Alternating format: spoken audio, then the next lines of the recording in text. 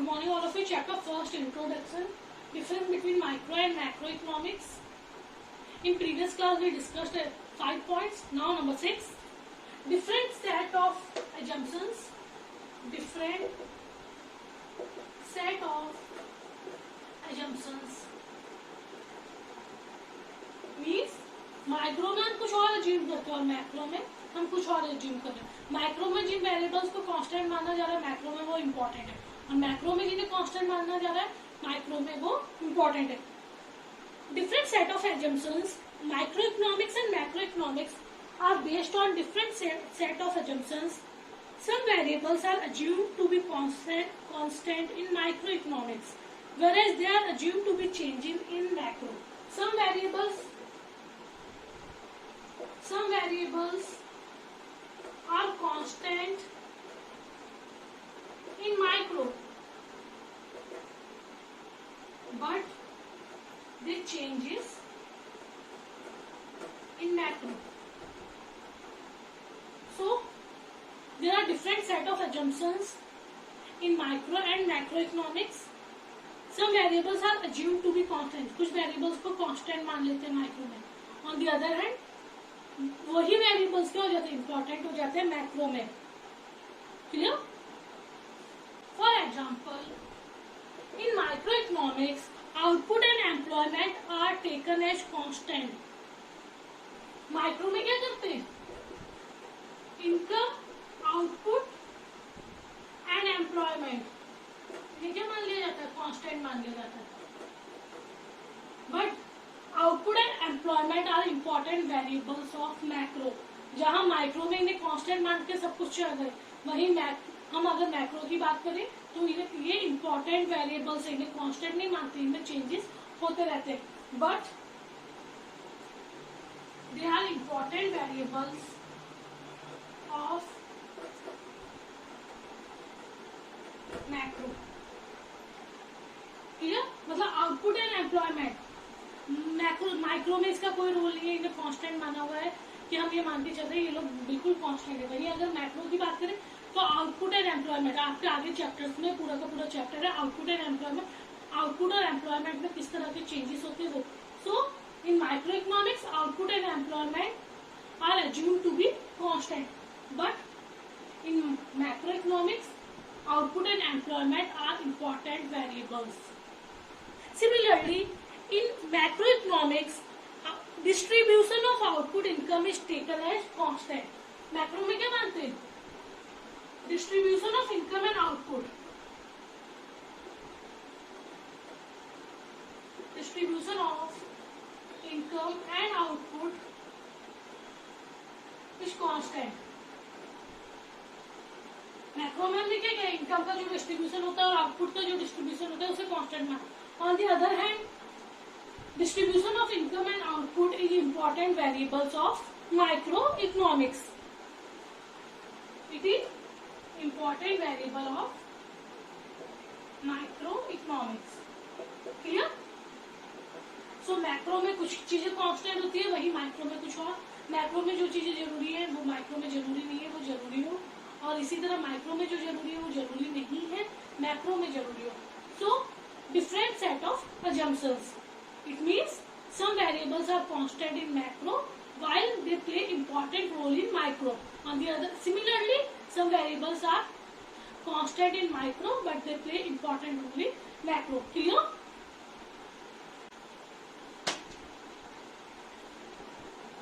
Micro macro paradox.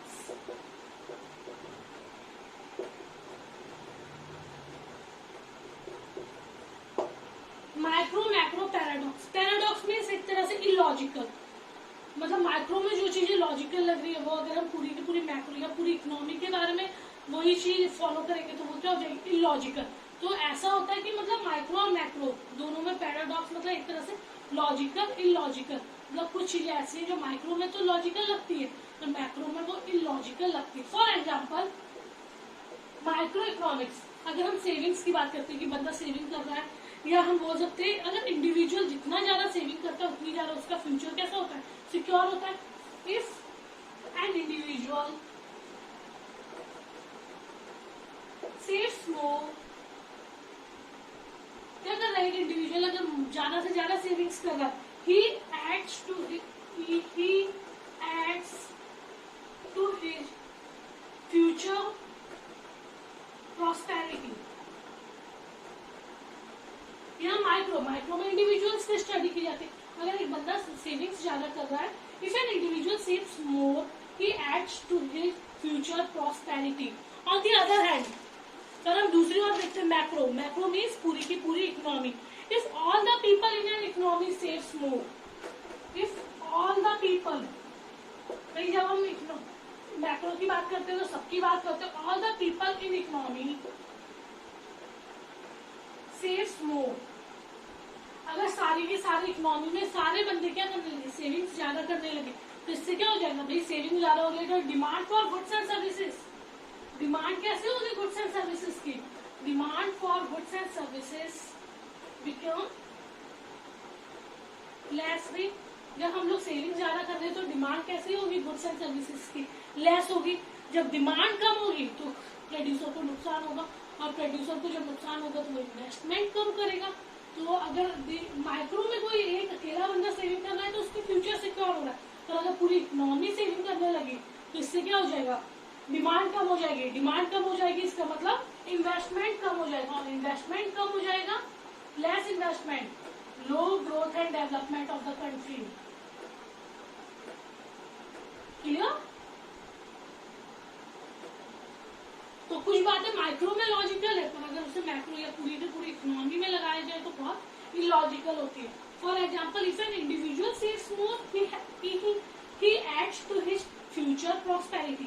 On the other hand, if all the people in economy saves more, it means demand for goods and services became reduced or less, and therefore less investment, and less investment indicates low growth and development of country. Clear all of you? Next topic, scope and significance of macroeconomics. Firstly we will discuss about scope, then significance. Scope means एक तरह से area, कहाँ तक macro economics, मतलब macro economics में क्या क्या include है, सारा का सारा क्या क्या चीजें हमें पढ़नी है, क्या क्या चीजें हमने पढ़ चुकी है, सारा का सारा क्या हो जाएगा स्कोप. मतलब मैक्रो इकोनॉमिक्स कहाँ तक स्प्रेड है, कहाँ तक फैला हुआ है, स्कोप. सिग्निफिकेंस मीन्स इम्पोर्टेंट, यहाँ बोल सकते हैं कहाँ तक फैला हुआ, एरिया बोल सकते हैं, और सिग्निफिकेंस मीन्स इम्पोर्टेंस. सबसे पहले हम पढ़ते हैं scope. Scope of macroeconomics. Number first, हमने फर्स्ट चैप्टर हमने क्या पढ़ा, estimation of national income and related aggregates.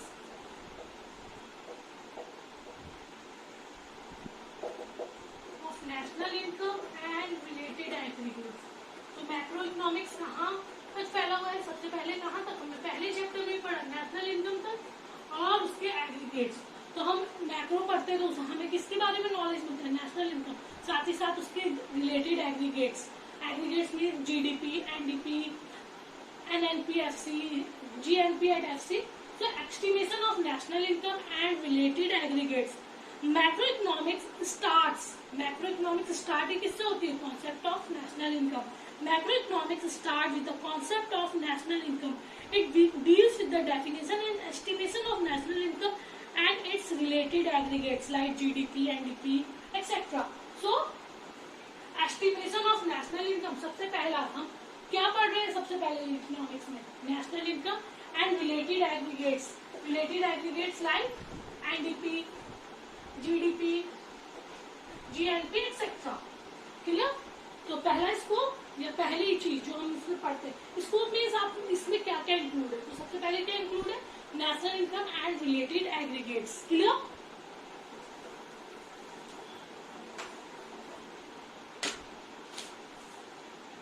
Number second, theory of money.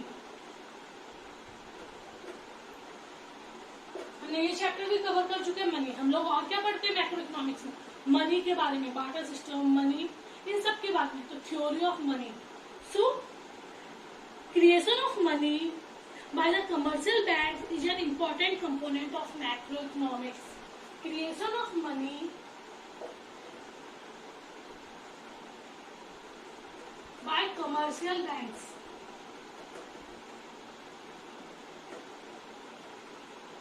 is also important component of macroeconomics.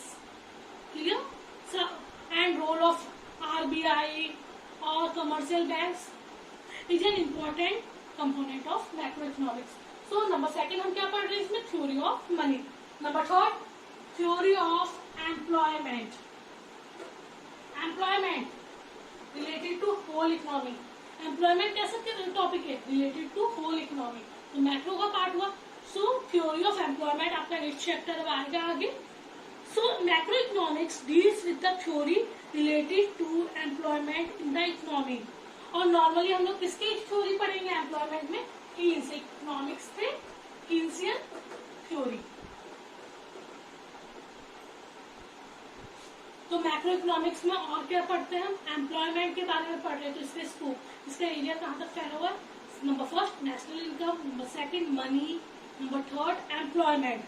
Macroeconomics studies the theory related to employment in the economy.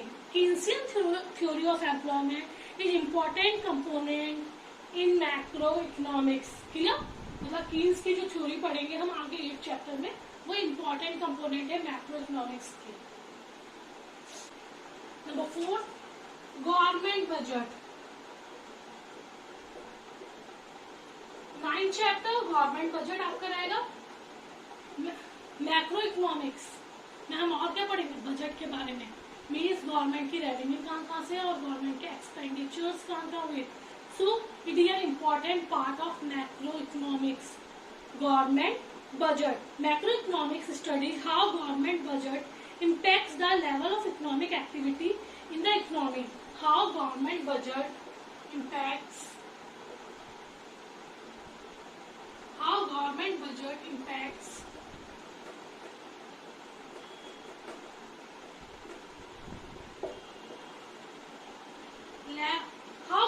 budget impacts level of economic activity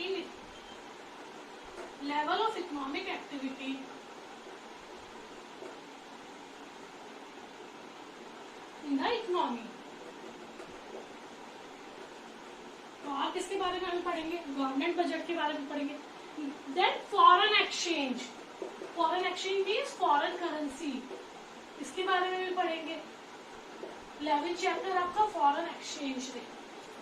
foreign currency के बारे में पढ़ेंगे. कहाँ कैसे हमें foreign currency की demand होती है, कैसे कैसे फॉरेन करेंसी की सप्लाई होती है, टाइप्स ऑफ फॉरेन एक्सचेंज, बहुत सारी चीजें पढ़ेंगे.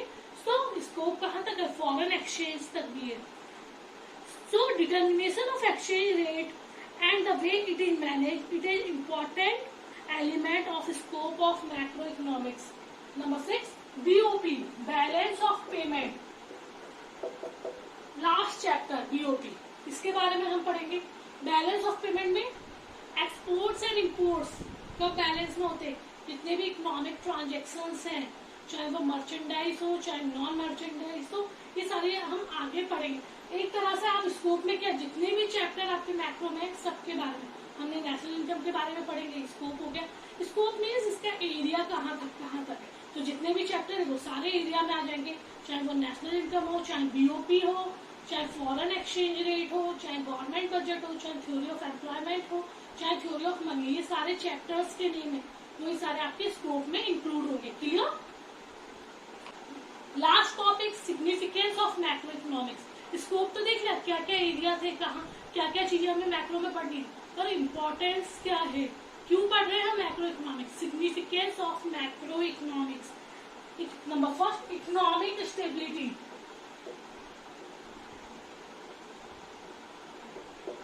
इकोनॉमिक स्टेबिलिटी मीन्स ना इन्फ्लेशन वाली कंडीशन आए ना डिफ्लेशन वाली. Inflation means increase in prices and deflation means decrease in prices. So economic stability, economy कैसी रहे, स्टेबल रहे. Study of macroeconomics helps to achieve economic stability. This is achieved. और ये inflation और deflation की problem कौन solve करता है? आरबीआई और कमर्शियल बैंक्स. तो सबसे पहला सिग्निफिकेंस, इकोनॉमी में स्टेबिलिटी आए, ना ही इन्फ्लेशन की कंडीशन हो. इन्फ्लेशन मीन्स महंगाई, राइज इन प्राइसेस, और ना ही डिफ्लेशन की कंडीशन हो. Deflation means decrease in prices. So economics helps to achieve economic stability. This is achieved through appropriate monetary policy by central bank of the country and fiscal policy by government. Clear? और ये inflation deflation की condition कैसे prove की जाती है? By RBI क्या करती है? मॉनेटरी पॉलिसी, और गवर्नमेंट क्या करती है? Budgetary policy. इसके थ्रू हम क्या करते हैं? इन्फ्लेशन और डिफ्लेशन, जो इंक्रीज इन प्राइस और जो डिक्रीज इन प्राइस है उन्हें क्या करते हैं? स्टेबल. तो मैक्रो इकोनॉमिक्स का सबसे मेन इंपॉर्टेंट सिग्निफिकेंस क्या है? Economic stability. ना इकोनॉमी में इन्फ्लेशन रहे ना डिफ्लेशन रहे. Clear? Number second, BOP status.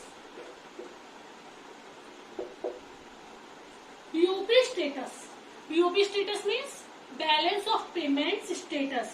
BOP status of a country reveals performance of the economy in relation to rest of the world. भाई अगर मेरे एक्सपोर्ट्स ज्यादा होंगे एज कंपेयर टू इम्पोर्ट्स तो मेरा क्या होगा? Surplus.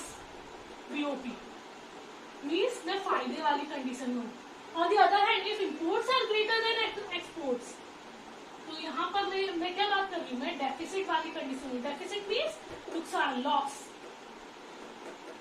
So BOP status balance of payment के बारे में पढ़ते हैं, जो हमारी कंट्री की कंडीशन को बताता है कि हमारी कंट्री सरप्लस में चल रही है, डेफिसिट में. It exports are greater than imports, it means BOP, और we can say surplus BOP. On the other hand if imports are greater than exports it means deficit BOP. So BOP status of a country reveals performance of the economy in relation to rest of the world. Clear?